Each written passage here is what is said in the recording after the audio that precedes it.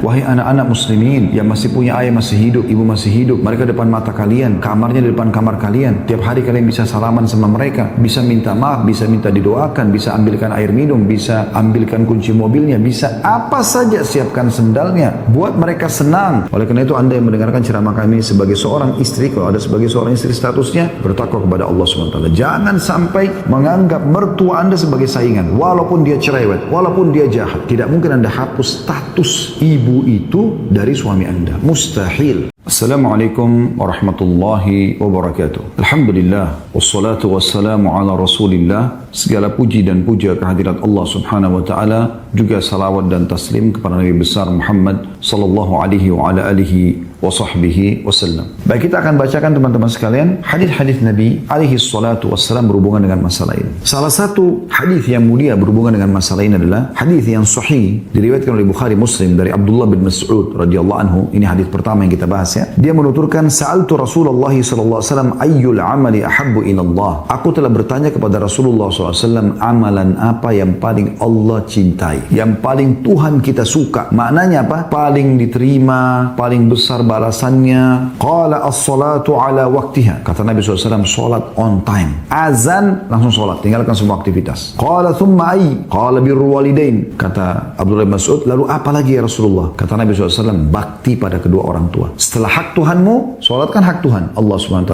Maka pulang, bakti sama orang tuamu. Qultu thumma ay. Qala al-jihadu fisabilillah. Aku berkata, lalu apa lagi ya Rasulullah? Kata Nabi SAW, jihad di jalan Allah. Dari hadis ini kita ambil pelajaran apa? Bakti dengan orang tua didahulukan dari jihad. Bayangkan teman-teman sekalian, kita pergi berperang, setiap langkah kaki kita itu bernilai pahala. Bahkan kata Nabi SAW, makbarra qadama abdi fisabilillah fatamassuhun nar. Dalam hadis riwayat Muslim, tidak akan disentuh oleh api neraka dua telapak kaki yang berjalan di atas medan perang di jalan Allah SWT. Mujahid itu pergi berperang, dia mati syahid atau tidak tetap dapat pahala. Setiap langkahnya bernilai pahala. Mulia sekali. Sampai pernah ada yang bertanya, ya Rasulullah, ada enggak amal yang menyaingi jihad? Kata Nabi SAW, tidak ada. Sampai beberapa kali sahabat itu tanya, Nabi SAW mengatakan tidak ada. Sulit sekali menemukan gitu, karena pahala besar. Tapi ternyata dalam hadis ini dijelaskan bakti dengan orang tua di atas itu. Ada riwayat banyak yang menguatkan masalah ini ya. Di antaranya adalah hadis ini sahih riwayat Bukhari Muslim juga Abu Daud dan Tirmidzi dari Abdullah bin Amr bin As radhiyallahu anhu, beliau berkata, ja'a rajulun ila Nabi sallallahu alaihi wasallam fasta'dzanahu fil jihad. Telah datang seseorang kepada Nabi SAW lalu minta izin untuk jihad. Faqala ahayyun walidaka. Maka Nabi SAW bertanya, apakah hidup orang tuamu? Kedua orang tuamu hidup enggak? Qala na'am. Maka orang itu mengatakan iya. Qala fa fihima fajahid. Kata Nabi SAW, pada keduanya lah kau berjihad. Artinya, kalau kau mau lihat pahala mana lebih besar, berjihad atau bakti dengan mereka, maka bakti dengan mereka lebih besar. Mengalahkan pahala jihad. Wahai anak-anak muslimin yang masih punya ayah masih hidup, ibu masih hidup, mereka depan mata kalian, kamarnya di depan kamar kalian. Tiap hari kalian bisa salaman sama mereka, bisa minta maaf, bisa minta didoakan, bisa ambilkan air minum, bisa ambilkan kunci mobilnya, bisa apa saja, siapkan sendalnya, buat mereka senang, kejar prestasi di sekolah, buat mereka bangga. Itu lebih baik daripada jihad di jalan Allah. Bagi anda yang sudah sukses, bukan cuma anak-anak siswa dan siswi, yang sudah sukses, sudah kuliah, sudah jadi dosen, jadi guru, sudah jadi pengusaha, orang tua anda di mana sekarang? Di kampung. Kontak mereka. Jangan pernah pergi kerja pagi hari kecuali sudah kontak orang tua. Minta ridhonya, minta doanya, minta kemudahan. Allah mudahkan dengan bertawassul, dengan bakti doa, Allah mudahkan urusan kita. Saya punya seorang sahabat dekat, Dr. Muhammad Rahili hafizahullah di kota Madinah. Sampai sekarang Masya Allah masih jadi dosen di kampus kami dulu. Maksudnya di kampus yang dulu kami kuliah bersama ya. Sekarang dia sudah jadi doktor dan mengajar di sana. Subhanallah, itu masih jadi mahasiswa. Dia kakak kelas saya kebetulan. Selalu cum laude. Nilainya bagus sekali. Antara 90 sampai 100 angka nilai itu dianggap A, 90 sampai 95. 95 sampai 100 itu A plus gitu ya. Intinya begitu hitung-hitungan dulu di kampus kami. Dia Masya Allah tabarakallah selalu ada di poin ini. Padahal jarang sekali belajar. Cuma memang dia di kelas orangnya cerdas. Apa yang dosen sampaikan dia pelajari baik-baik. Cuma saya pernah tanya dia. Saya bilang, apa rahasianya? Di malam ujian, anak-anak di kampus kami dulu tuh kumpul di masjid. Mereka begadang, hafal, ulangin. Kalau dia sama temannya ada satu namanya Anwar juga orang Sudan. Datang antara maghrib isya, bawa sebuah buku tulis catatan kecil, kesimpulan materi. Belajar, besok lulusnya Masya Allah, angka full, sempurna. Saya tanya, apa rahasianya Muhammad? Masya Allah, selalu lulus baik. Dia mengatakan, Khalid, saya tidak pernah keluar ke kampus, mau kuliah, baik mau ujian atau tidak, kecuali saya ketemu orang tua saya, lalu saya bilang, tolong doakan saya, mudahkan saya. Subhanallah, setiap ujian kadang-kadang ada soal yang saya tidak tahu jawabannya. Tapi saya coba fahami soal, lalu saya jawab, Allah mudahkan nilai saya sempurna. Dan terlalu banyak contoh-contoh berhubungan dengan masalah ini. Di dalam hadis yang lain, ini hadis lebih luar biasa lagi gitu. Dalam hadis riwayat Muslim, aqbala rajulun ila Rasulillah sallallahu alaihi wasallam faqal, seseorang laki-laki datang kepada Nabi SAW lalu berkata, ubayi'uka 'alal hijrati wal jihad, ubayi'uka 'alal hijrati wal jihad. Ya Rasulullah, saya mau janji setia, baiat, tidak akan aku pungkiri. Itu disilakan dengan baiat, ubayi'uka. Untuk apa? Hijrah. Aku sekarang mau tinggal sama Anda di kota Madinah. Mau hijrah total, sudah tinggalin kampungku, negeriku, sudah aku tidak mau lagi apa-apa, tinggal bersekat Anda ini. Dan berikut, aku akan sibuk untuk ikut berjihad bersama Anda. Ini luar biasa, ini bukan cuma jihad ya, tinggal bersama Nabi di kota Madinah. Siapa yang tidak mau teman-teman? Kalau sekarang Nabi SAW masih hidup, mungkin kita berbondong-bondong pergi tinggal di kota Madinah. Beliau mengatakan, abtagil ajra minallah. Itu semua saya kerjakan karena saya ingin dapat pahala sisi Allah. Karena pada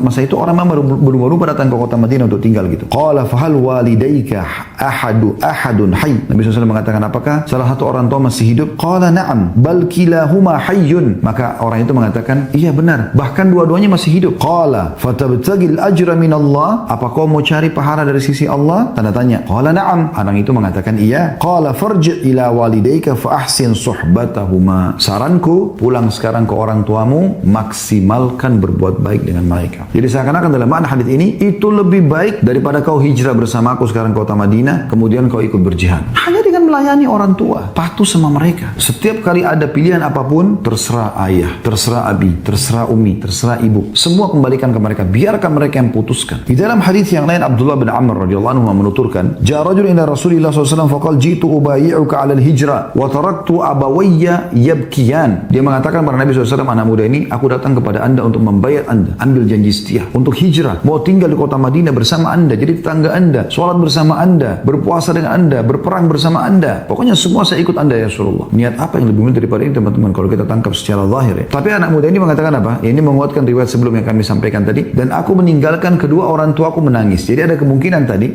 riwayat yang sebelum yang kita sampaikan itu, kedua orang tua mereka memang tidak ridho. Karena memang ulama mengatakan kalau ada anak-anak yang mau pergi nuntut ilmu, keluar negeri, bekerja, orang tuanya ridho nggak ada masalah. Tapi kalau orang tuanya tidak ridho, ini jadi masalah ini. Jadi di sini bukan berarti kalau ada Rasulullah SAW masih hidup, kita nggak usah hijrah bersama beliau, kita tinggal di Indonesia saja. Tidak, kita boleh hijrah. Dan itu ibadah yang sangat besar, ya, menjadi sahabat Nabi SAW. Tapi buat orang tua kita ridho, mereka mau menerima itu. Di sini dikatakan kedua orang tua menangis. Faqala irji' ilaihima fa'adhikhuma kama abkaitahuma. Kata Nabi SAW, pulang sekarang ke mereka berdua. Buat mereka tertawa sebagaimana kau telah membuat mereka berdua menangis. Ini luar biasa ini. Dalam riwayat yang lain, ini semua hadis yang sahih. Tadi itu riwayat Abu Daud ya. Riwayat ini riwayat Abu Daud juga disahihkan oleh Syekh Albani dari Abu Sa'id Al-Khudri radhiyallahu anhu. Beliau mengatakan, anna rajulan min ahli al-Yamani hajara ila Rasulillah sallallahu alaihi wasallam faqala lah. Ada seorang laki-laki dari penduduk Yaman hijrah ya ke kota Madinah, ingin ikut dengan Nabi SAW. Lalu Nabi berkata padanya, hallaka ahadun bil Yaman? Apakah ada seseorang yang kau tinggalkan di Yaman? Qala abawayya. Dia mengatakan kedua orang tuaku, ibu ayahku. Qala adzina lak. Apakah keduanya mengizinkanmu? Qala la. Maka dia mengatakan tidak. Qala farji' ilaihima fasta'dhinhuma fa in adzina laka fajahid wa illa fabirrahuma. Kata Nabi SAW, pulang ke Yaman. Waktu itu teman-teman, jarak dari kota Madinah ke Yaman ini bukan main-main, jauh sekali, berminggu-minggu. Orang masih menggunakan kuda, unta. Tidak ada transportasi kayak kita sekarang naik pesawat 1 jam 2 jam selesai, enggak. Atau naik kendaraan darat tapi mobil dengan kecepatan tinggi bisa, ini enggak. Nabi SAW suruh pulang ke Yaman. Minta izin kepada keduanya. Kalau mereka keduanya mengizinkan kamu, maka silakan ikut berjihad. Kalau tidak, fokus bakti pada mereka. Ini riwayat yang selanjutnya ini, Abu Sa'id ini menguatkan semua apa yang kita sampaikan tadi. Artinya sebelum pergi berjihad, izin dulu sama orang tua. Sebelum hijrah, izin sama orang tua. Kalau pergi berjihad dan hijrah bersama Nabi SAW butuh izin orang tua, apalagi kalau hanya sekedar mau keluar kota, pilih perusahaan kerja,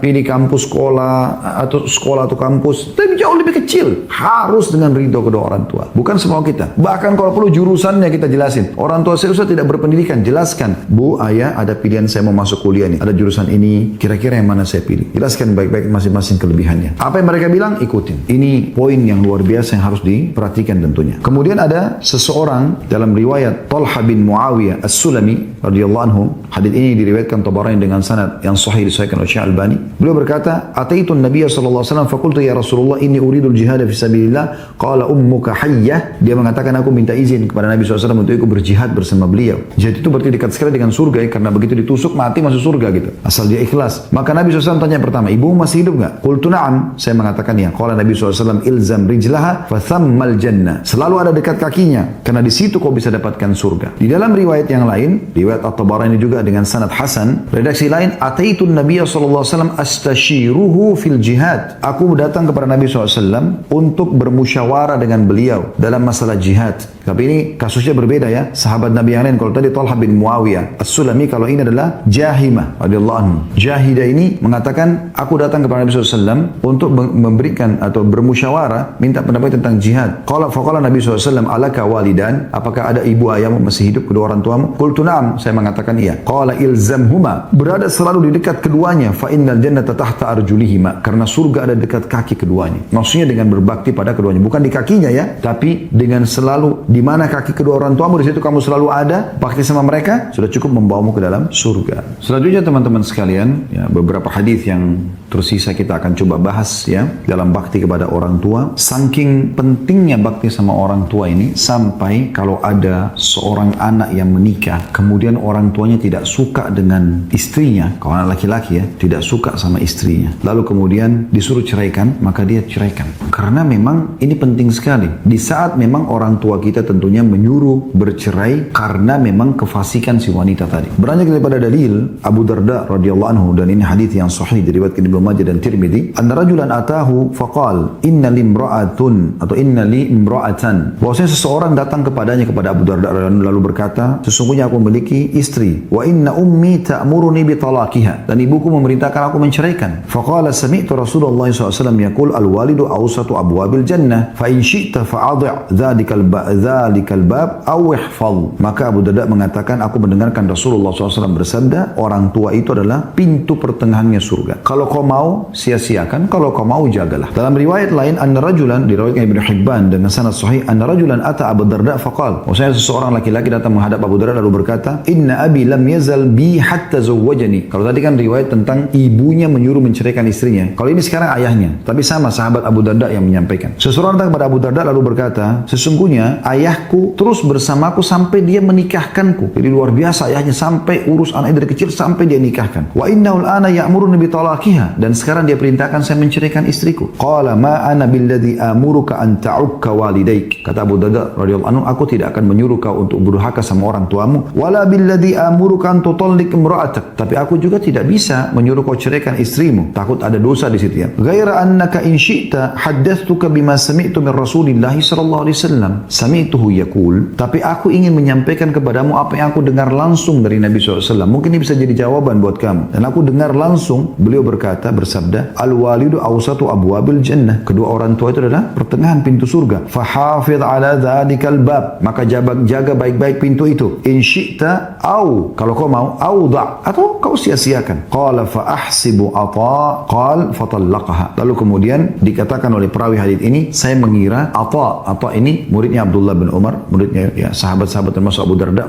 yang meriwayatkan hadis ini mengatakan, ya, yang dinukil hadis ini dari dia, yang saya tahu adalah laki-laki itu lalu menceraikan istrinya. Ada juga hadis yang mirip ini dengan sanad hasan diriwayatkan oleh Abu Dawud, Tirmidzi, An-Nasa'i, Ibnu Majah, Ibnu Hibban. Kata Abdullah bin Umar radhiyallahu anhuma, kana tahti imra'atun uhibbuha. Dulu di bawah naunganku ada seorang istri yang aku sangat cinta pada dia, suka sekali, tergila-gila. Wa kana Umar yakrahuha, tapi Umar ayahku benci sama istriku itu. Faqala li talliqha. Umar berkata kepadaku, ceraikan istrimu ini. Fa'abaitu fa'ata Umar Rasulullah SAW fadzakara dzalika lahu. Tapi aku nolak, karena aku suka sama istriku gitu. Kenapa ayahku suruh cerai? Lalu Umar mengeluhkan itu kepada Nabi SAW. Faqala li Rasulullah SAW talliqha. Maka Nabi SAW berkata kepadaku, ceraikan istri. Jadi saking luar biasanya kedudukan orang tua ya. Hati-hati, banyak sekali suami ya lupa atau bahkan tidak tahu tentang poin ini. Bahkan mendahulukan ya, sampai mendahulukan istri dari ibunya. Mustahil ini. Gak mungkin sama sekali. Gak boleh. Kalau ibu mengatakan pilih ibu atau istrimu, pastilah dia pilih ibunya. Gak mungkin tidak. Oleh karena itu Anda yang mendengarkan ceramah kami sebagai seorang istri, kalau ada sebagai seorang istri statusnya, bertakwa kepada Allah SWT. Jangan sampai menganggap mertua Anda sebagai saingan. Walaupun dia cerewet, walaupun dia jahat. Tidak mungkin Anda hapus status ibu itu dari suami Anda. Mustahil. Dan dia punya kewajiban bakti. Kapan Anda justru menjadi penyebab suami Anda bakti sama ibu? Ini sudah lama kita gak ziarah ibu, yuk. Kita ini masakan saya lebihkan buat ibu, yuk. Ayo gini-gini. Walaupun ibunya mau salaman gak kasih, marah-marah, ngambek, suka, tersinggung, gak masalah. Sabar. Karena Anda menikah sama anaknya. Itu ada pahalanya sendiri. Maka insya Allah Allah akan kasih juga Anda anak yang berbakti sama sama Anda. Tapi kalau Anda menjadi penyebab suami Anda durhaka pada ibunya, pastikan Anda juga akan diberikan anak yang durhaka sama Anda. Itu sudah sunnatullah. Begitu juga teman-teman sekalian, yang menjadi adanya penyebab berkah dalam rezeki, luasnya rezeki, berkahnya umur, itu bakti dengan orang tua. Sesuai dengan hadis yang sahih riwayat Imam Ahmad atau Hasan hadis ini ya. Jadi Hasan riwayatnya dari Anas bin Malik radhiyallahu anhu yang menuturkan Rasulullah SAW bersabda, "Man sarra an yumadda lahu fi umrihi, siapa yang ingin dipanjangkan umurnya, maksudnya keberkahan umur ya. Karena kalau sudah tentukan 70 tahun dia meninggal dan sudah 70 tahun tidak berubah takdir Allah. Kata Ibnu Taimiyah rahimahullah, berarti keberkahan umurnya, gitu kan. Kalau ada orang 70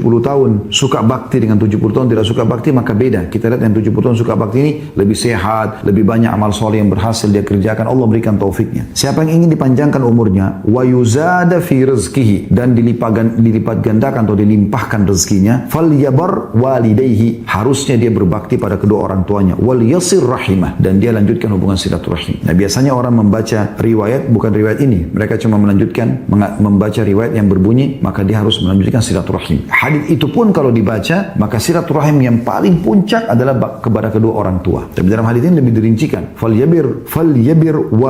falyabarra walidayhi, maka sebaiknya atau seharusnya dia berbakti pada orang tuanya, wal yasir rahimah, baru dia lanjut hubungan silaturahim. Juga dalam hadis Nabi SAW menyampaikan, ragama anfum mri'in, sungguh terhina, thumma ragama anfuhu, thumma ragama anfuhu. Saya ulangi dulu. Ragima anfuhu, thumma ragima anfuhu, thumma ragima anfuhu. Sungguh terhina, sungguh terhina. Sebenarnya setelah terlihat itu hidung tertempel dengan tanah. Itu ragima anf, terhina. Qila ya man ya Rasulullah. Karena 3 kali Nabi sebut begitu, sahabat bertanya, ya Rasulullah, siapa yang Anda maksudkan? Qala man adraka walidayhi 'indal kibari ahaduhuma aw kilahuma thumma lam yadkhulil jannah. Seseorang yang mendapatkan kedua orang tuanya atau salah satunya dalam keadaan tua tapi tidak berhasil membawanya masuk dalam surga. Ini celaka orang ini. Hadis ini riwayat Imam Muslim. Dalam riwayat lain dari hadis Jamir dan Samura, dua-dua sahabat Nabi radhiyallahu anhu, beliau mengatakan, "Sa'idan Nabi sallallahu alaihi wasallam mimbar." Satu hari Nabi sallallahu alaihi wasallam pernah naik di atas mimbar, faqala, lalu berkata, "Amin, amin, amin." 3 kali Nabi sallallahu alaihi wasallam aminkan. Qala atani Jibril alaihissalam faqala ya Muhammad. Saya ucapkan tadi amin karena telah datang kepada saya Jibril alaihissalam dan mengatakan, wahai Muhammad, man adraka ahada abawaihi famata fadakhala an-nar fa'abadahu Allah faqul amin. Jibril mengatakan, wahai Muhammad, siapapun yang mendapatkan kedua orang tuanya lalu dia mati dan dia masuk neraka karena durhaka pada orang tuanya, maka semoga Allah jauhkan dari rahmatnya, tidak diselamatkan, tidak dikeluarkan lagi dari neraka. Karena kan nanti ada orang masuk neraka masih bisa dikeluarkan dari neraka dengan rahmat Allah. Kata Jibril alaihissalam, semoga Allah tidak berikan dia rahmat. Bilang amin. Ada orang tua tapi tidak mau bakti sampai dia mati, maka kata Nabi SAW, amin. Faqultu amin. Saya katakan amin. Faqala ya Muhammad. Lalu Jibril mengatakan lagi, wahai Muhammad, man adraka syahr Ramadhan famata falam yughfar lahu faudkhilan nara fa'abadahu Allah. Qul amin. Faqultu amin. Hai Muhammad, siapapun yang mendapatkan bulan Ramadan kemudian dia mati dan dia belum diampuni dosanya lalu masuk neraka, semoga dia dijauhkan dari rahmat Allah. Sudah Ramadan tapi tidak mau juga ibadah. Ini aneh ini. Sibuk dengan maksiat di Ramadan, maka semoga dia dijauhkan dari rahmat Allah. Katakan amin. Kata Nabi SAW, amin. Qala man dzukirta indahu falam yusalli alayka famat fadakhala an-nar fa'abadahu Allah. Qul amin. Faqultu amin. Dan yang terakhir yang ketiga adalah, karena amin 3 kali tadi, ya, siapa yang mendengarkan kau disebutkan di sisi di depannya, misalnya orang bilang Nabi Muhammad, Rasulullah, ya, Muhammad sallallahu alaihi wasallam, kita harus mengatakan sallallahu alaihi wasallam. Siapa yang mendengarkan namamu disebutkan lalu tidak salam kepadamu, kemudian dia mati lalu dia masuk neraka, semoga Allah tidak selamatkan, tidak dikasih rahmat. Bilang amin, maka dia katakan amin. Ini menandakan kita wajib untuk mengucapkan, untuk membaca salawat kepada Nabi sallallahu alaihi wasallam. Ini luar biasa. Dan cukup banyak hadis-hadis yang berhubungan dengan masalah seperti ini, yang berhubungan dengan masalah akan masuk neraka, akan dihukum dan segala macam karena orang durhaka pada kedua orang tua. Tinggal ada juga poin yang perlu kita titik beratkan teman-teman sekalian, ya, beberapa hadis Nabi SAW, ya, yaitu tentang hadis Hasan diriwayatkan oleh Tirmidzi dari Abdullah bin Amr radhiyallahu anhuma, bahwasanya Nabi SAW bersabda, ridallahi fi ridal walid wa sakhatullahi fi sakhatil walid. Ridhonya Allah ada pada ridho kedua orang tua dan murkanya Allah ada pada murka kedua orang tua. Artinya kalau kita buat orang tua kita senyum, senang, gembira, puas, ya, terlayani, maka Allah pun akan memberikan kepada kita balasan yang sempurna. Tapi kalau kita buat mereka cemberut, marah, murka, ya, emosi, maka berarti murka Allah juga ada pada kita. Dan ini bahaya sekali. Dalam riwayat yang lain, riwayat Tabarani dengan sanad hasan juga, kata Nabi SAW, ta'atullahi ta'atul walid. Ketaatan kepada Allah dinilai daripada ketaatan kepada kedua orang tua. Wa ma'siyatullahi ma'siyatul walid. Dan kemaksiatan kepada Allah dinilai dari kemaksiatan seseorang pada kedua orang tuanya. Kemudian juga ada poin yang perlu digarisbawahi tentang masalah bakti sama orang tua. Kalau dalam masalah pelayanan, dahulukan ibu, pelayanan ya. Kayak misalnya ibu mengatakan, nak tolong ambilin saya air. Kemudian ayah juga mengatakan, nak tolong ambilin saya air. Siapa yang kita dahulukan? Ibu, pelayanan. Ibu minta tolong antar saya ke sini. Ayah mengatakan tolong antar saya ke sini. Kita dahulukan ibu, pelayanan. Tapi penisbatan nama pada ayah. Walaupun ibu yang mengandung, pemilik sperma adalah ayah. Tidak boleh dinisbatkan pada ibu. Kemudian yang kedua, izin pernikahan atau pernikahan anak perempuan ini kepada ayah. Umumnya juga izin keluar rumah segala macam, ini ibu dan ayah, tapi ayah diprioritaskan. Anda fahami hadis? Ada hadis ya, yang berbunyi, hadis Abu Hurairah dengan sanad yang sahih diriwayatkan oleh Bukhari Muslim. Ja'a rajulun ila Rasulillah SAW faqala ya Rasulullah mana haqqun nasi bi husni sahabati. Seseorang datang kepada Nabi SAW lalu mengatakan, ya Rasulullah, siapa orang yang paling layak saya layani dahulu? Siapa yang saya dahulukan? Qala ummuka, maka dikatakan ibumu. Qala thumma man, lalu berkata orang itu, siapa lagi? Qala ummuka, maka Nabi SAW mengatakan ibumu. Qala thumma man, lalu dia mengatakan siapa? Lalu orang itu mengatakan qala ummuka, dia mengatakan ibumu. Qala thumma man, yang keempat kali dia mengatakan lalu siapa? Kata Nabi SAW, thumma qala abuka, dia mengatakan adalah ayahmu. Ya.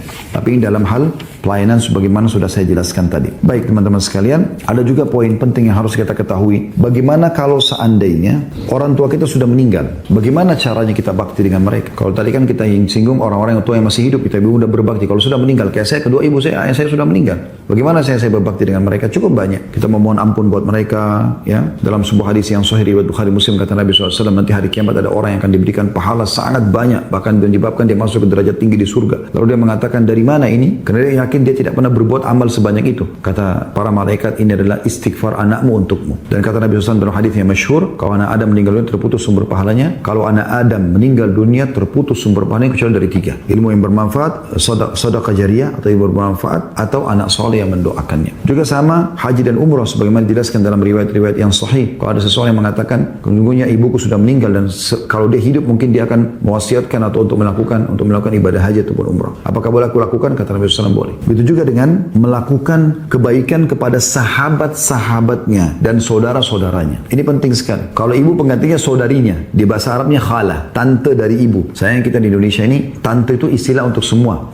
Kalau saudarinya ayah, kita bilang tante, saudarinya ibu, kita juga bilang tante. Padahal dalam bahasa Arab ada bedanya ya. Kalau saudari ayah, ammatun, bahasa Arabnya. Kalau saudari ibu, khalatun. Beda ini. Punya kedudukan. Kalau bakti, ya, pengganti ibu dari kalangan perempuan adalah saudarinya ibu. Kata Nabi SAW, al-khalatu bimanzilatil Saudarinya ibu adalah pengganti ibu. Nah, kalau ayah penggantinya adalah saudaranya, biasa orang bilang ammi ya, pamanku.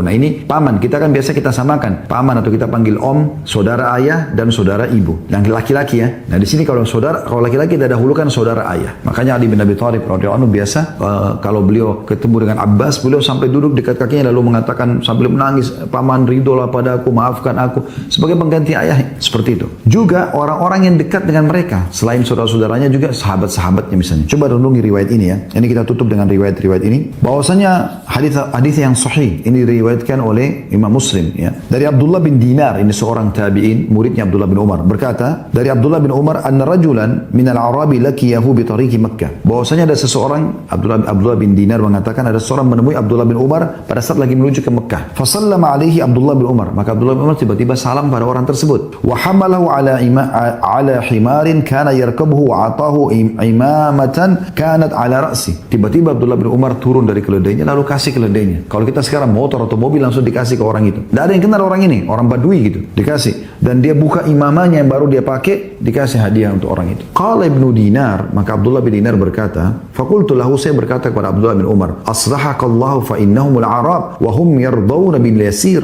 Semoga Allah selalu perbaiki keadaan Anda. Ini murid berkata pada gurunya ya. Mereka adalah orang-orang Badui, orang padang pasir. Mereka terima walaupun dikasih yang lebih sederhana daripada itu. Maksudnya kenapa harus Anda kasih keledai Anda? Anda sekarang tidak ada tunggangan. Imam Anda sekarang kepala Anda tidak tertutup. Anda kasih dia imam. Faqala Abdullah bin Umar, atau memperhatikan ini. Jawabannya Abdullah bin Umar, inna aba hadza kana wuddan li Umar bin Khattab. Ketahuilah ayahnya anak ini, karena yang dikasih ini anak muda seumur dengan Abdullah bin Umar gitu. Ayahnya anak ini, ayahnya dia, sahabatnya Umar, sahabatnya ayahku. Wa inni sami'tu Rasulullah SAW yaqul, dan aku telah mendengarkan langsung Nabi SAW berkata, inna abarral birri silatul waladi ahla wuddi abi. Termasuk sebuah pengabdian bagian yang luar biasa, bakti ya seseorang, atau sesungguhnya orang yang paling berbakti adalah anak yang menjadi hubungan baik dengan keluarga teman dekat bapaknya. Ini luar biasa ini. Kemudian dalam riwayat lain ya dengan sanad hasan, ini diriwayatkan oleh Ibnu Hibban. Kita tutup dengan ini insyaallah. Dari Abu Burdah radhiyallahu anhu, ia berkata, "Qadimtul Madinata fa'atani Abdullah bin Umar yaqul, atadri lima ataituk?" Kata Abu Burdah radhiyallahu anhu, satu hari aku pernah datang ke Madinah, kemudian aku mendatangi Abdullah bin Umar dan aku berkata kepadanya, "Apakah kau tahu kenapa aku mengunjungimu?" Kata Abu Burdah radhiyallahu anhu kepada Abdullah bin Umar radhiyallahu anhu. Qala qultu la. Abdullah bin Umar mengatakan, tidak, saya tidak tahu kenapa kamu datang. Qala sami'tu Rasulullah sallallahu alaihi wasallam yaqul, "Man ahabba an yasila abahu fi qabrihi falyasil ikhwana abihi ba'dah." Bahwasanya aku telah mendengarkan Rasulullah SAW bersabda, siapa yang ingin menyambung tetap silaturahim, mendapatkan pahala bakti pada ayahnya di kuburnya, maka dia berhubungan dengan saudara-saudara ayahnya setelahnya. Wa innahu kana baina abi Umar wa baina abika ikhaun wa uddun. Sesungguhnya antara ayahku dan antara ayahmu ada persahabatan. Fa ahbabtu an asila dzalik. Maka aku ingin sekali untuk menyambung itu. Nah, jadi kita bisa berbakti dengan orang tua juga dengan berbakti pada saudara-saudaranya ya, dan juga sahabat-sahabatnya. Tentu kalau kita mau buka bahas bab ini teman-teman sekalian panjang sekali, termasuk belum kita singgung sama sekali hadis-hadis tentang kedurhakaan kepada orang tua ya. Tapi kita mendahulukan targhib, motivasi untuk bakti daripada tarhib, ancaman untuk orang yang durhaka. Dan insya Allah dengan apa yang kita sampaikan tadi semoga sudah cukup untuk membuat kita bisa menjalankan bakti kita kepada kedua orang tua kita.